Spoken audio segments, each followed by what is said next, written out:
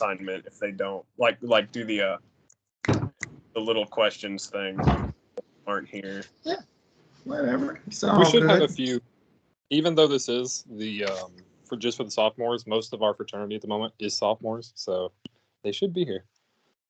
Okay. I think it's about half sophomores, half seniors right now.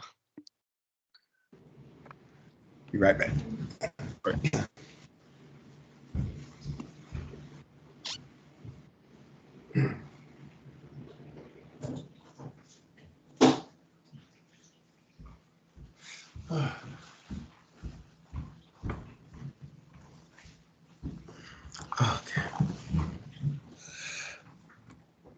How's everybody doing? Okay. Pretty good. Yeah, just get ready for the holidays. It's good. Doing good, sir. Thank you for taking time out of the holidays to be with us. Yeah. So we have Caleb, Philip, Ricardo, Ryan, Seth. Okay. Well, it's my pleasure to be here. So you want to give it a couple of minutes before we begin? Yeah, we can. Caleb, will you send out one more announcement? Yeah, sure. I'm also just going to go ahead and press them to join as well. I think only a couple of them have really responded back on Teams. It feels like Friday. Yeah. Yeah. It's a winter break, so. Oh, yeah. It does feel like a Friday, but I still got to get up and go to work in the morning. So Same. I go in office tomorrow, so it's a 50-minute drive. It'll be in my color window. I think we're going to I have to say this quietly, but my son and I were going to the IMAX in Birmingham to see the Spider-Man movie. So he and I went. Yeah. Looking forward to that. And he is too, so. He wants to awaken about 6 a.m. in the morning to be ready for that. He wants to be first in line. I'm like, yeah. That's early for Spider-Man. That's way too early for Spider-Man and his comrades, especially for me. But whatever he wants to do, I'm all for it. So.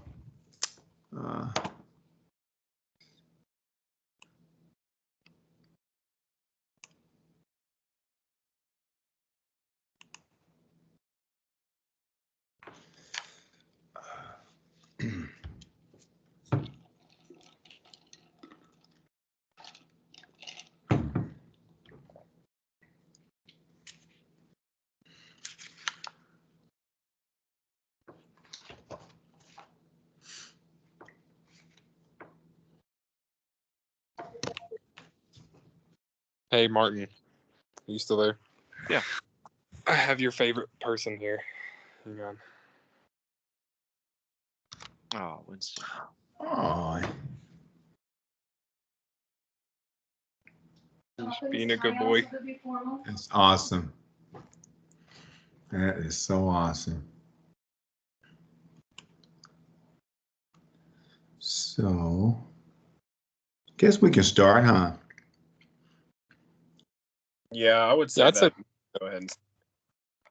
Okay, we'll just go ahead and let it all catch up. Well, thank you all for inviting me. I'd like to thank the fraternity, Sigma Nu, for inviting me. I'm very honored by this occasion. Mr. Ryan invited me as well. So hello to all of you. And I guess we're here to talk about leadership. Is that it? Yeah. And how that applies to us, to your fraternity, correct? So yeah. So basically, as it follows in my world, there's no big mystery. I'd like to take that away and just say that the qualities that applied in my life and how I was being successful, I was blessed. I've been very blessed, and I'm being blessed now. So I give it all to that respect first. So a little bit about myself. It kind of started off, I think leadership for me in life, just, I got thrown into it in a way. So it all began in church, singing, having solo singing parts at age, I think 5, 6, or 7. It's been a while, but that was probably one of the most scariest moments in my life. This taught me how to be afraid, but take a chance and become vulnerable and breathe, exhale, and then watch what happens. The outcome of those who heard the voice, or my voice, rewarded me by praising me and saying, "Hey, that was a great performance." So I think that's kind of the first bridge I had to cross in leadership. So I just wanted to kind of, take a few experiences in my life and then tell you about them and then kind of give you an outcome. Will that work out for most of us? Is that good enough? I think it'll work. Yes, sir. Yeah. And Yeah. Before we begin, do we want to talk about your growth and what you guys are about, or in particular, anything you want to share with me before we begin, just individually? Caleb, anything you want to share with me? Yeah, I've done my growth within our chapter and within our organization. I think we've a really good chance for a lot of it because a lot of our guys or seniors are starting to graduate. Yes. So like I said before, half our guys are sophomores, half our guys are seniors. So we're at the little predicament of now we have a bunch of sophomores coming in. A lot of them haven't been in positions before, and now they're becoming, and now they're having to step up into these positions that they probably haven't ran before. And it's a lot of responsibility for somebody coming in, saying, "Hey, I've never done this before." So it's guiding them into that leadership role, get them a little Okay. bit more mature into it. Okay. Awesome. And Christopher, you like to comment anything about yourself in particular? It could be the same thing that Mr. Caleb has responded to. Kind of putting everybody on the spot a little bit. Chris actually may be at work. He may just have his headphones in. Okay. So it's very possible that he's at work. Okay. And this is Jarrett. Did I pronounce that right? What about Philip? Or Jarrett? Yes, sir. I'm here. Yeah, I agree with what Martin's saying. We're at that position or at that time of transitional period for our organization. So it's a good time for guys to step into leadership. Some of us will be leaving, me included. So we're kind of trying to push, what's kind of expected, as well as what they can do with the positions that they take up. I think it's also important that this time they kind of learn that leadership is nothing to shy away from. If anything, since I've been here, the positions I've taken have grown me individually to a place where I'm comfortable taking over new roles, new places, meeting new people. So I mean, there's a huge room for growth. Awesome growth. Okay. All right. And Philip, you like to comment about anything? Or Ricardo? Yeah, like when he was saying a lot of us are transitioning into having leadership positions, I'm one of those people. So I'm ready for the responsibility, but I still have a lot to learn. Okay. Philip. Ricardo, you there? Yes, sir, I am. Would you like to comment on anything before we begin? So as far as my experience with leadership, I most definitely stepped into it at a young age, as well here in the fraternity at a very early start, Yes. basically right when I became a brother. So one thing that I've learned from it, though, for a lot of people, leadership is natural. It isn't. It isn't just something you're born with. As long as you're able to become adaptable and become teachable, then you can become a really great leader. I agree with that. I agree with it. I totally agree with it. I always thought about it being born with it, but at the same time, when I say that, I'm like, it can be learned too. There are bridges, the doors that open, and even people can be shy, but when you open these doors and we come out of our shell and we just say, hey, we're forced into it. Somehow or another, you can find yourself even at a later age. It doesn't have to be something at a very early age either. So I agree with that. I thank you for that. Yes, sir. It's a lot more of a self-reformation to be able to learn leadership. I think so. And experiences are your best teacher too. All right. Awesome. And that was Ricardo, correct? Yes. Ryan, you like to comment on anything? Yes, sir. Yeah. So, same with what Philip said. I'm one of the, I'm a becoming member. Like, I'm a brother, like the newest brother, one of the newest, with this class. And I have already taken on a leadership role now for this upcoming year, with lead. I told you, like, basically all of this stuff that we've been doing, like kind of the lead sessions and stuff like that, like I'm going to take over next year and be in charge of that. So it's a lot on my plate, but I'm going to be able to make sure that I'm learning time management and also have all the learn the responsibilities, so that way I can take all of it and move it forward into a good direction, that has, like, how we've been doing so far. And I mean, I've learned a lot of experience. Like, I've had a lot of experience in business and stuff like that, like in basically kind of leadership roles. Like, I've been presidents of clubs. I'm vice president of the film club that a bunch of us started. And I was president of the Future Business Leaders of America when I was in high school. So I've had a lot of, and I'm a manager at the store that I work at. So I've had a lot of leadership roles already. So it's always good to just kind of learn and keep it growing. So that way I can move up to the top and be a better leader, like, overall. Awesome. Awesome. I love it. Love it. And Seth, would you like to comment on anything? Yeah, I sure can. I'm gonna have to go with Ricardo.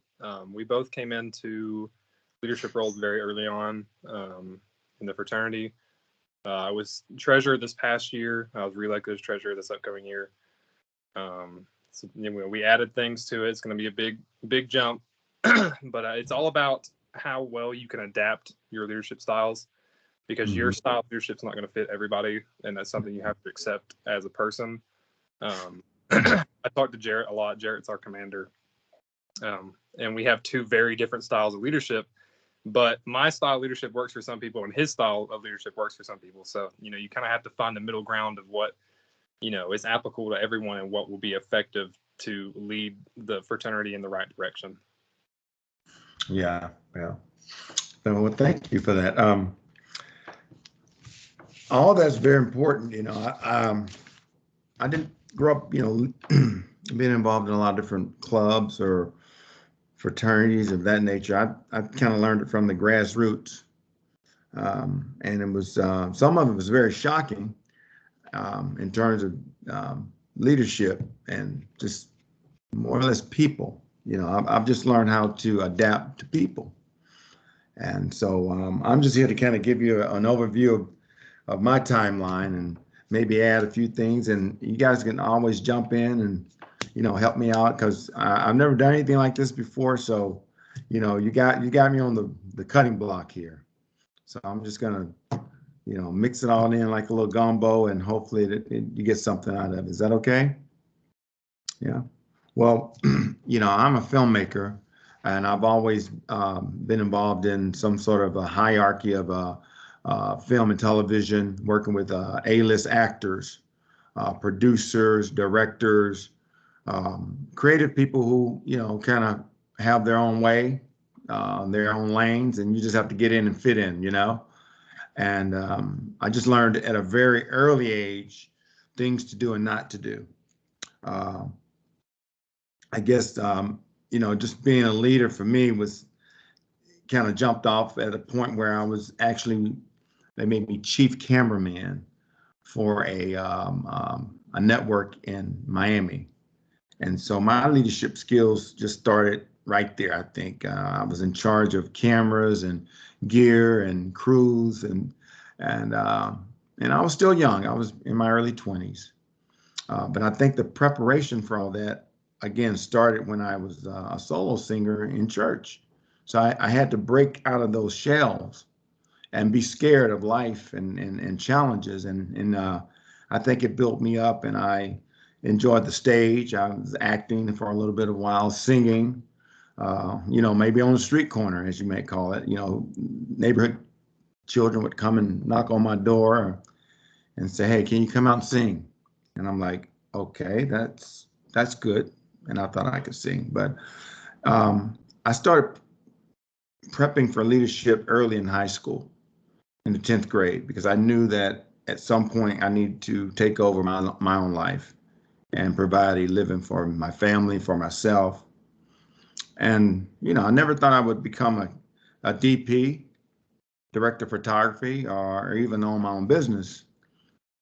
But I knew that I had to do something. And so some people, like you say, you're not born with it and it's taught, but I think I was born with leadership skills from the day one, because I was already thinking about putting together business. I was always doing something to make money. If it were a grass cutting business, selling pickled eggs, making kites in the back of my yard and flying them and selling them. And so I don't want to rabble on and on and on. So I'm going to kind of go at my list and see how this kind of works out, okay? Let me see what I got here. Let's just kind of get an idea of leadership.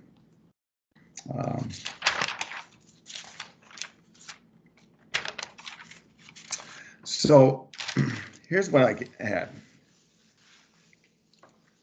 As a young leader and then a businessman over the past 30 years, my most present challenge right now, has been the process of holding valuable success keys. And I think I'm off point. So you all forgive me now, and you got to work with me, right? I have all this written down. So let me go back, okay? Okay. I know you guys are going to talk about it, but that's okay.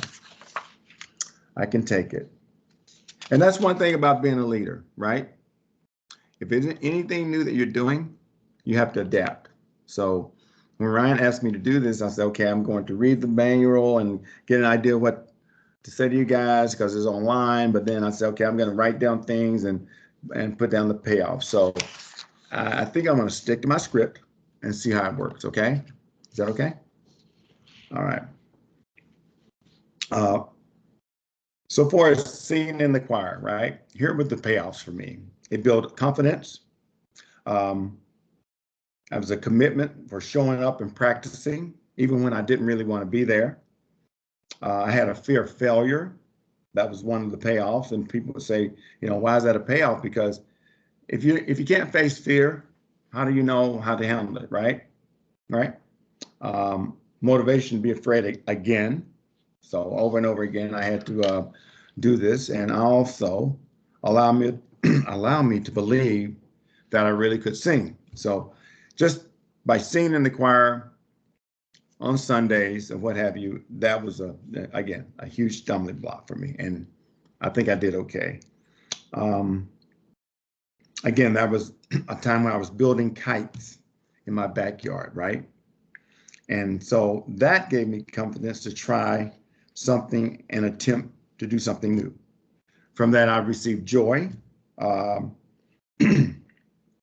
the mindset that I had was, look, if others can play kickball, ride bicycles, that's fine. But what about the differences that I need to apply to my life at that point? That was very unique. So I thought building kites was a unique situation. But here's the thing. You only got one kite a year. And so there you go. That is how to be unique while others riding their bicycles. Okay, now I'm going to go down the line here. All right. Hang in there. Um, anybody ever, have you ever ate a pickled egg, Ryan? I don't believe I have. No. Okay, well, I was and that away was, from my phone, but I love pickled eggs, just for the record. okay, well, again, here's my timeline. And, and I hope this translates back to leadership qualities, and I think it will. So I learned how to pickle eggs and then sell them within my neighborhood, right? But I quickly found out that I had a weakness for my product. So eating your profit doesn't work out at all. So, but that taught me about business. It also opened me up to be able to speak to people and to ask, if they would like to buy a pickled egg. But again, always trying something new. Leaders are building themselves up to venture into new territory that they may not be as comfortable with. And failure is not failing as a leader, is really trying something, correct? We all agree with that, right? Also, at the age of 9, I started a lawn cutting business. Now, 9-year-old, back in my day, you were safe to travel and go anywhere you wanted to. So I started a lawn cutting service. So I think that's a leadership role. I mean, the payoffs for that was I learned how to ask people for help. Leaders must be able to extend a hand of help to themselves, and hopefully others will be open to that. Approaching potential neighbors and clients, asking if I could groom their lawn. Leaders need to accept the no's in life, and leaders also look for the return to ask again and get the answer of yes. So a no is a no, but a yes is a yes. But at the same time, you're always venturing forward. Learn to set a goal. So the lawn cutting business, what it taught me was that was a challenge involved, because there was this one particular lady, or she had a very large lawn. So my goal was to finish that lawn on time, regardless. And you got to admit, pushing a lawnmower at a very young age with a very small engine, it took a lot of time. So it wasn't necessarily the most fun job, but at the same time, having a leadership role, you must finish, and not only finish, but do your best, whatever it is. And it also built physical muscle and physical endurance. It gave me a mental drive to see beyond hardship, and I look forward to finishing the task. I learned how to give back. Now, leaders, they give and they receive, but I think giving back is a very important value. So through the lawn cutting business, I learned how to give back, meaning I would buy gas-powered airplanes for myself and then for others, in order for us to have to bask in a glorified moment. And it was an awesome experience, but I have to be honest, I was looking for a playmate. So what did I do? I bought this person a plane, he played with the plane, and then after it's over with, I took it back. But it taught me about sharing. And during the Christmas seasons, I would actually assemble toys for the local parents. And this taught me about patience, because in order to achieve a goal, especially assembling toys, you got to read the instructions. And a lot of times when we're moving through life, we want to take the fast road, the easy road, and it does not happen, or it's not always the best choice. So it taught me patience. I had to ID all the parts, and I had to make sure that they were there in order to achieve a goal. So leaders must have a vision,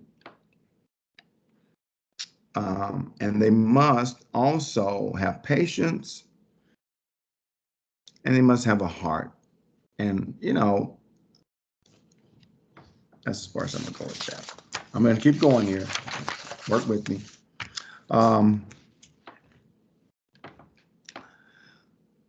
Leaders learn that the reputation that you establish it goes far beyond just yourself. Now, if you think about reputation and credit, right? The only thing you have is your reputation, your credit, and your word. And so when I would take on these roles to put these toys together, I had a commitment, and it was a repeat performance. So I love that. And I know I'm babbling, but I'm very sorry about this, guys. So I hope you're getting something out of this. So leaders learn that their reputation, they build upon reality. It sustains them and year after year. Also, leaders must be trusted. And so if people trust you, they will follow you. And I'm going to say they would do anything and everything, but here's an example.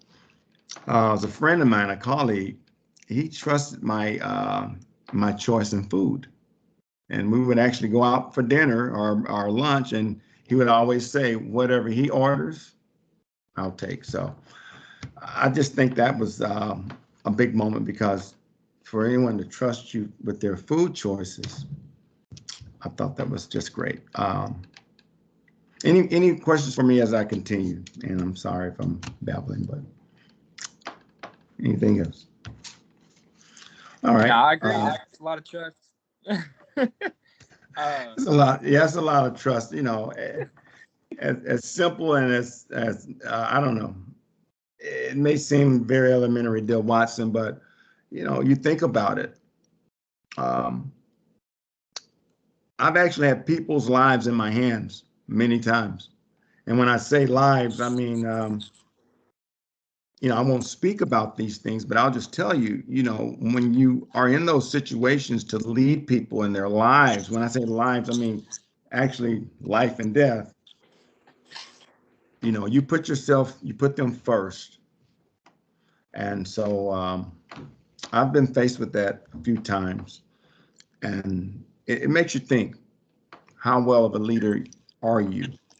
And if you're in a situation, how do you get out of the situation in order to help those who are following you? Because by having all these different jobs at an early age, now today, that's all I do. That's what I've been doing, actually developing jobs, businesses, and that comes from a leadership value. I'm pretty sure of it. Because what I do is look at the four corners and then the in-betweens. And then I actually analyze, take notes, rethink it over, and I cross the T's and I dot the I's. And that's what leaders do. They hang in there and do what is expected of them. I started a window washing business at a very early age.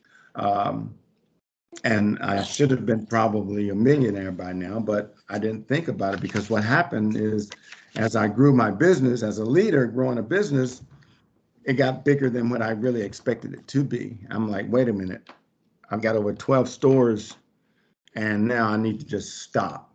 But what I should have done is employed other people to run the business, and then maybe, yeah. But anyway, it learned from there. I learned how to set a good impression, making critiques, and negotiating a fair price. So leadership, and I know it's business, but that's my background. But at the same time, developing a heart and a foresight for anything you do in life, I think that's very important. Very important. Now, moving on, I started a food catering business. Called it Damn Good Chicken. Now, it was like the Hoover Dam, because I don't believe in cursing. You don't have to curse. You can still say damn good chicken. Now, how is that built into leadership? I had to think about the name, and I had to think about the outcome. And so at that point, what happened is leadership, if you say damn good chicken, right? And someone says, hey, Dad, I want some damn good chicken. It's your son or your daughter, right? What would you think about that if they said that word? You'd probably say, hey, don't say that, right? That's a bad word. But I spelled it like the Hoover Dam. Oh, someone's knocking at my door, and I'm sorry, I can't open it. So anywho, attributes of a leader is trust. People need to trust you. The best interest of the mental and physical well-being of those around you, that's important. A leader will always re-examine himself, reacting with the correct choice in the decision-making process. Applying psychology is a very important aspect. Now, how often do you guys read the body language of a person when you are in a meeting or you're leading any type of a conference? I mean, what do you guys work off in terms of psychology? Need to ask you a few questions. I always try, like with body language stuff like that, I always try to read the room. Like if I'm doing anything, like same with my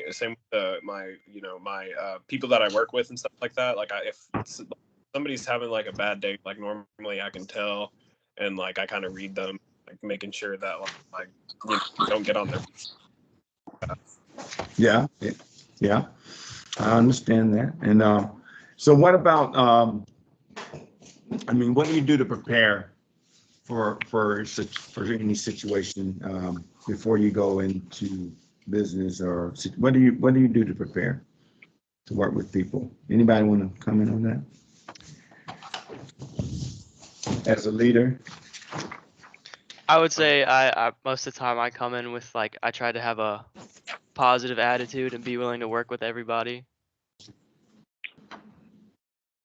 That's good. That's great. And what happens if someone, if you're in a role and someone just, probably know the answer, that just rubs you the wrong way? How do you bring this person back into the group and say, hey, how do you embrace that? Well, you kind of just have no option but to look past it.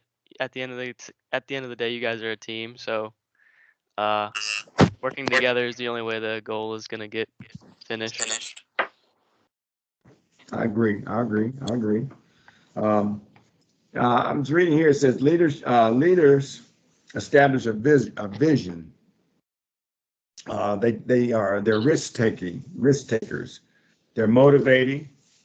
They're always implementing change, and they're focusing on innovation. Now, anybody want to comment on risk taking or motivation?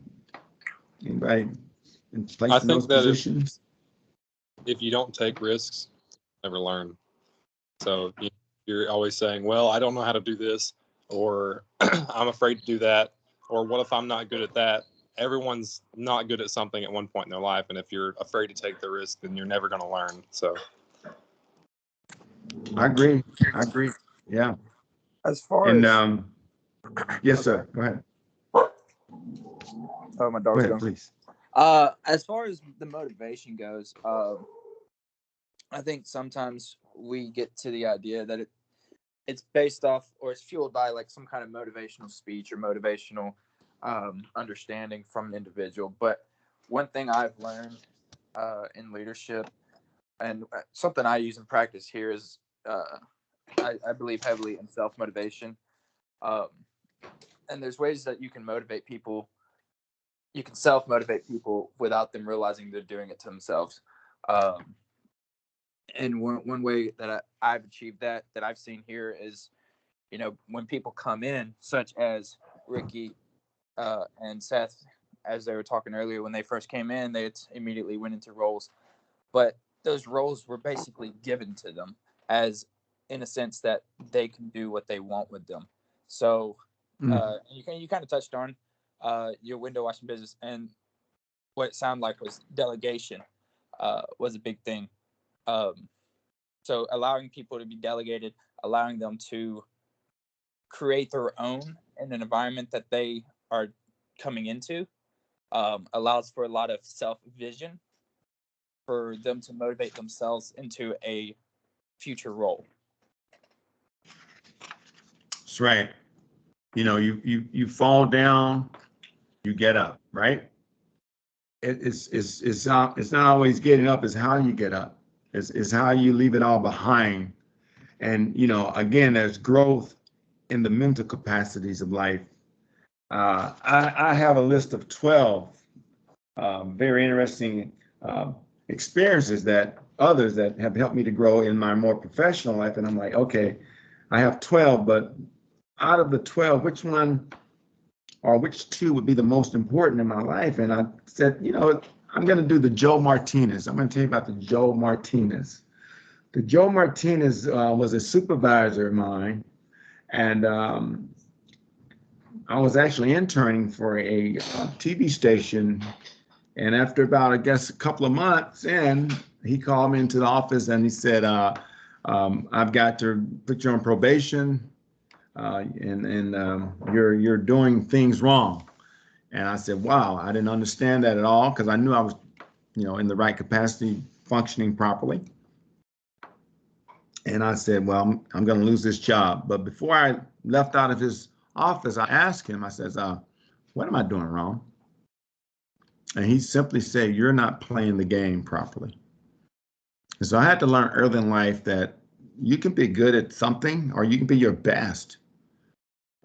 If it doesn't apply within the aspects of people's mental capacity to accept you, or your you know, your wittiness, you know, maybe I was just a little bit too bright, a little bit too eager, and I had to learn how to play this game correctly.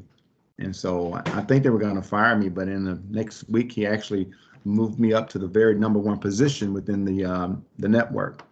So I had to take that as a fall down but get up. And I said, okay, this has taught me something. Either I'm good at what I do, but others don't accept it.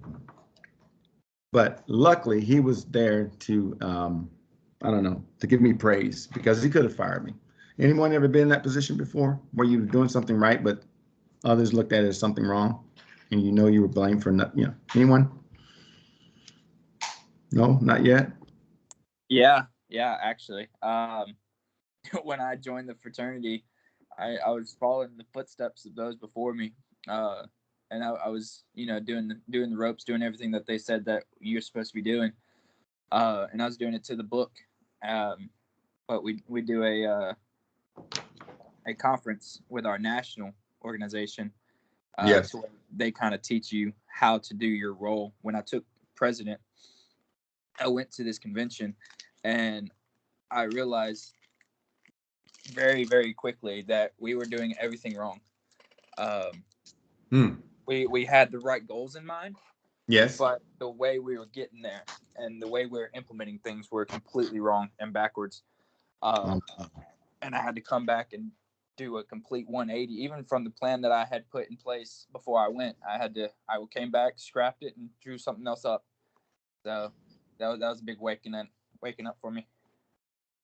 Wow. That's quite an adjustment. I mean, it sounds as though, Jared, that you had the right formula, but you rearranged the right formula to be a better formula, or a more accepting formula, or when I say formula, but a way of implementing your changes within the club or the fraternity organization. Yeah, I had to change everything. You could put it into an analogy, and like I was trying to make spaghetti with cake batter. Like it was not working. Okay. You know, you're gonna get a product, but it might not be what you want. That's right. So we had to come back, and we had to throw things away. I mean, I had plans for the next 5 years, and I had to throw them away. I was like, this isn't how we're gonna do it. I've talked to some guys. They did the same exact thing. They went down that road, and they were not where they wanted to be. So you kind of, I mean, we took experiences from other people. We took experiences from those alumni of ours, as well as advice from them. And, you know, we had to come up with a whole different formula. Well, you know, I think that's so important to add to, you know, whatever the ingredients need to be, you can add to them, fine. If it's not something that others can accept, you make a change. But in terms of the organization itself, what do you guys see yourselves in the next 5 years as a growth, as a fraternity? What's the goal? Or is that a 5-year goal? Maybe a 2-year goal? From my perspective, as someone that's leaving, I kind of want to see them in the area of 40 plus members in the next 5 years. I think it's highly doable. Also, I want them in a more,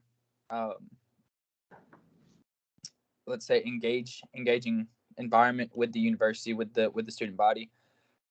We've always lacked in that area since I've joined, but we are on track for that. So I'm pretty happy about the guys with that. And then I would like to see more involvement with the alumni association, which I will try my best because I'm going to be a part of that to kind of mitigate that issue itself. But yeah, that's kind of those are my big things I would like to see.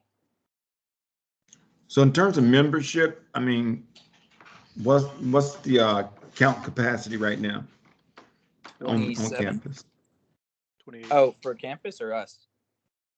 Oh, for you guys here at Jacksonville. Martin? 28. 28. Is it 28? Yes, sir. Okay. And you would like to increase that number to maybe you double that number? Is that what you like to do? If that's something you tried to do, are you okay with 28? Yeah, preferably. I mean, I that'd would be like to great. get to like at least 40 for people, because you got to have like a steady, so like 10 per classification is kind of the goal, because you don't want like how we are now with too many seniors, then all of a sudden you drop down to 12 one semester. So I mean, you kind of want a consistency across the classifications. Okay, I understand. And of course, I'm sure there's a roadmap in how you go about recruiting others, correct? Yeah. Basically, we have our recruitment chair. He puts together the rush events, the list of rushees, and you kind of get a goal set in mind. Like if we're losing this many, let's say we're losing 8 people, we want to get 12. You want to kind of get that increase accounted for.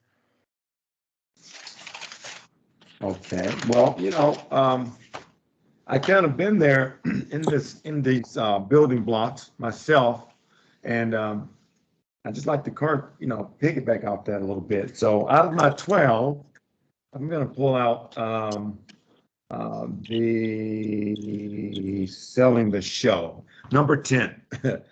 We went to actually a couple of producers and myself. We put our money in, our money, decided to produce a show, and it got down to the last building block in terms of selling the show. Now, we did everything right, and so they said, hey, we're going to go and sell the show. And I'm like, great, let's sell the show at NAB. That's why they go and pitch shows and sell them to networks and things of that nature. And I said, do we have a booth? And they said, no, we don't have a booth. I said, but everybody else has a booth. Why not us? And they said, well, I forgot. It wasn't that we couldn't afford a booth.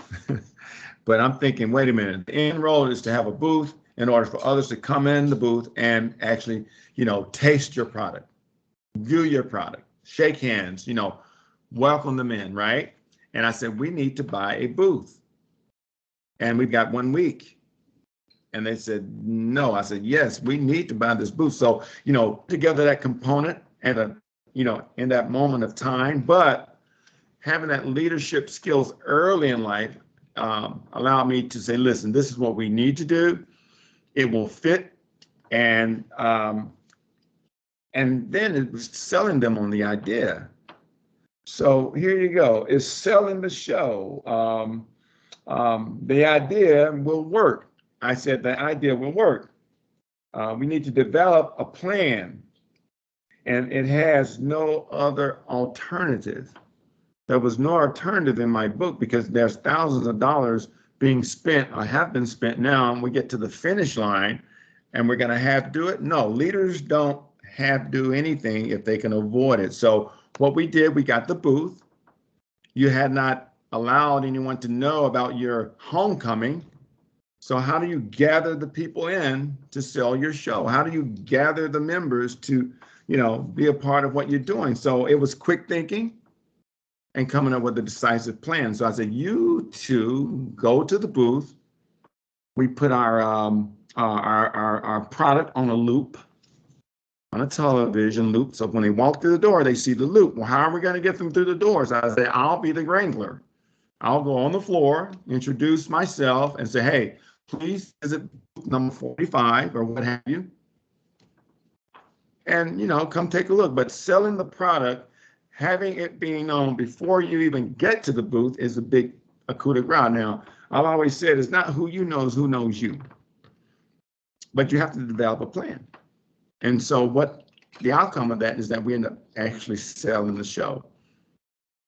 And it was quick thinking. So number 9 on my list here is the John Travolta. I think Ryan has heard this story, but this as a leader, being in a leadership role, taught me a lot. John Travolta, if you guys know, is anybody who does not know John Travolta? I'm assuming with silence, everybody knows John Travolta. Now, he had actually hired me to come and do a lighting scheme for him, actually, and he had wanted to step into the lighting and it to be perfect, right? So when he got there, he stepped on his mark. We got ready to shoot the scene, and he said, someone asked him, how's the lighting? And John Travolta said, it really sucks. And so, when you have a high-powered guy in that position and the room just goes blank, that's not a pin, you can hear a pin drop.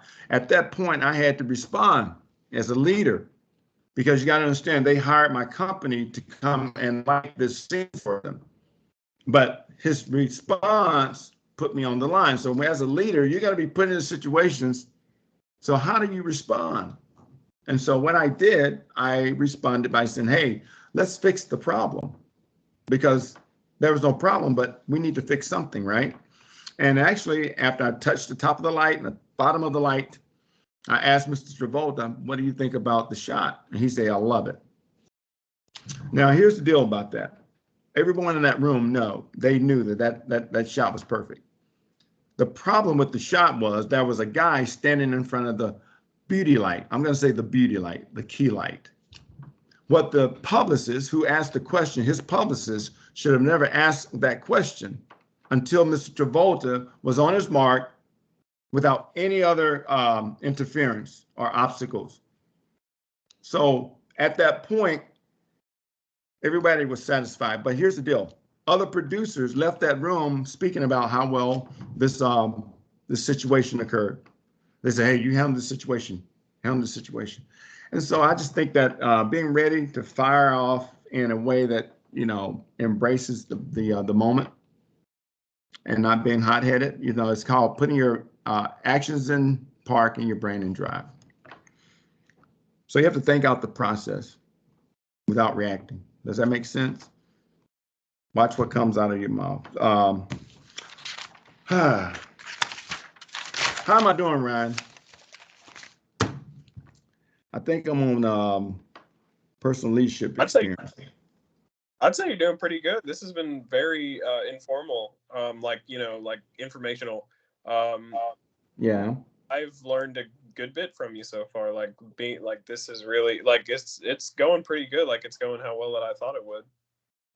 Well, I think I hope it's a home run for you all. I'm just learning about you all. I mean, I'm learning and I'm growing. But once I learn something, I take it and I'm sure you will too. They say good artists borrow, but great artists, they steal. I mean, you make it better, right? Anybody want to comment on anything right now that's on your mind? Please. Let's talk about let's talk about. Have you ever been in a situation where you had to carry someone else's weight or responsibilities, and it wasn't fair? How did you approach that situation? Anybody care to? And what was the result of that? Because I Yeah. know. Yes, sir. Go ahead. In like most like in a lot of group projects that I've done, I've had some issues with that, like in other classes and stuff like that. Like there would be times where like I would be the one doing a lot of the work, and the other people would just kind of slack off. So basically, what I would do is I would I would talk to them. I would say like, we need to make sure that this is an even playing field. Like I can't be doing all the work when trying to get a good grade. Oh, wow. Like in the leader in me is like, we need to work together to get to the goal. And like, I want to help us get to that point, That's right. Well, would you say leaders are learners, always learners? When anyone care to comment on that? Why would the leader always be a learner? They definitely are. I think you have to be a servant, somebody in a lower position, be underneath a leader to actually become a leader.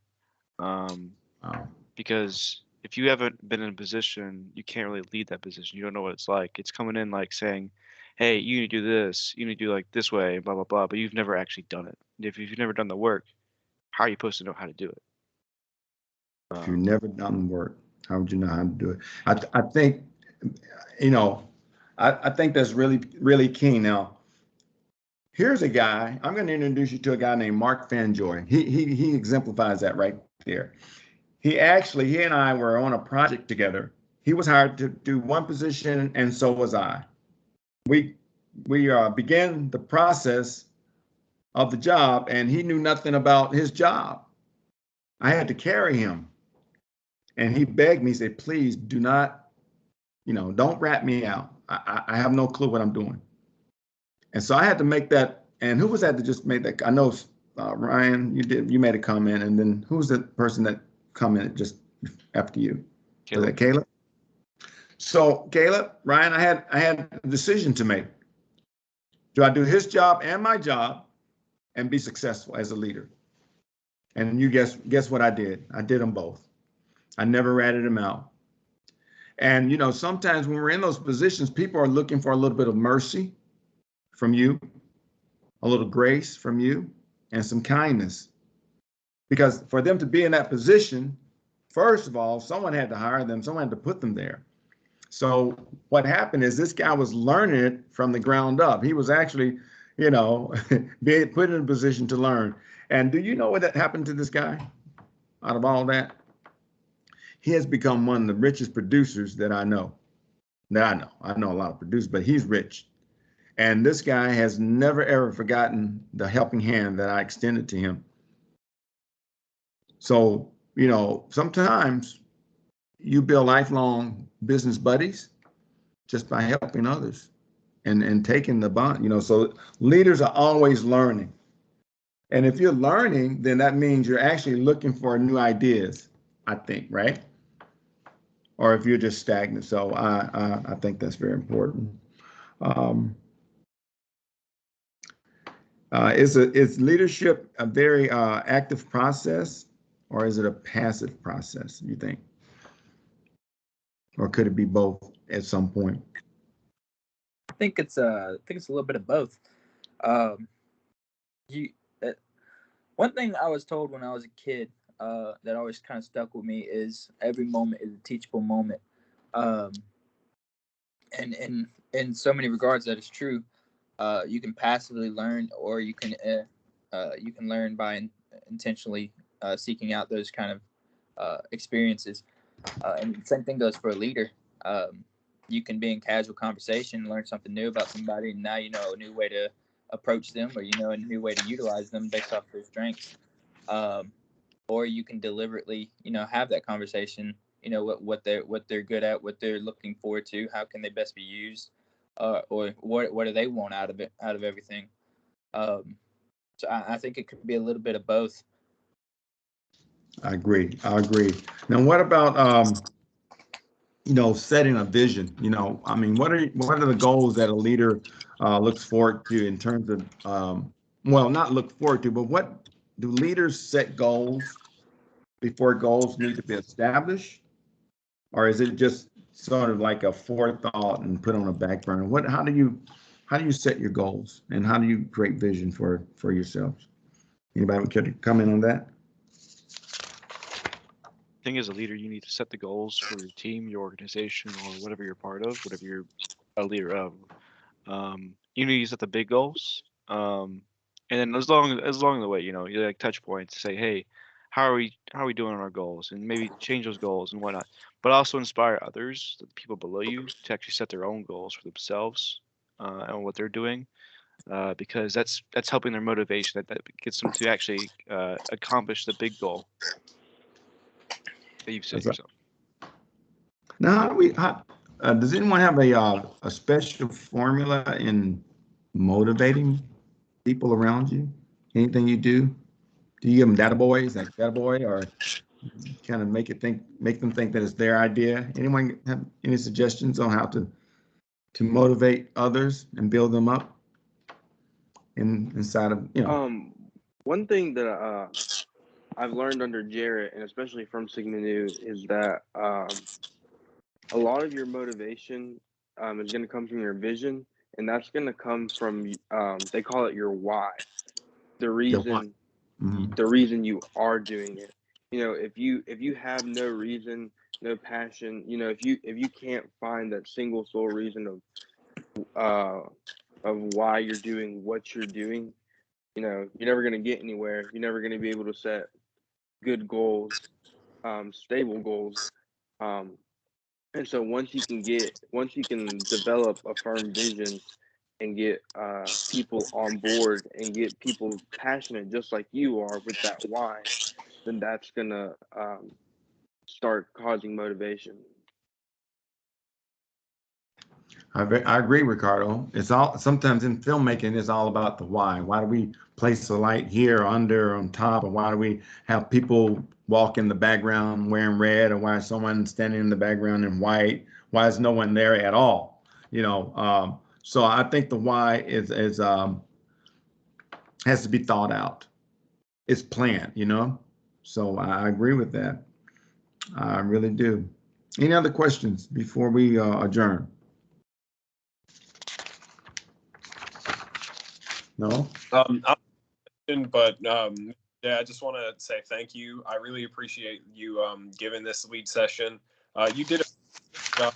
I know we talked earlier today about how like you had questions and stuff like that about what we would talk about, but this was honestly really smooth, and this was very informational. I gained a lot of information from this, and again, just thank you. We really appreciate this. Well, I thank you for you all's time, and hopefully in the future we can do this again. And I accept the challenge, and I promise to get better. I appreciate it. Thank you so much. And have a very wonderful and safe holiday, everybody. Yes, sir. Yes, you as well. Merry Christmas. Too. Thank you. Have a Merry Christmas. Yeah, Merry Christmas. Can we say Merry Christmas? Oh yeah, Merry Christmas. Merry Christmas, man. I mean, we don't have to say Merry Christmas. Is it okay to say Merry Christmas? I don't know, It's 9 days away. Right? But that's it. Okay. Well, Merry Christmas to all. Come visit us over at Longleaf Studios one day. You need to invite them over, Ryan.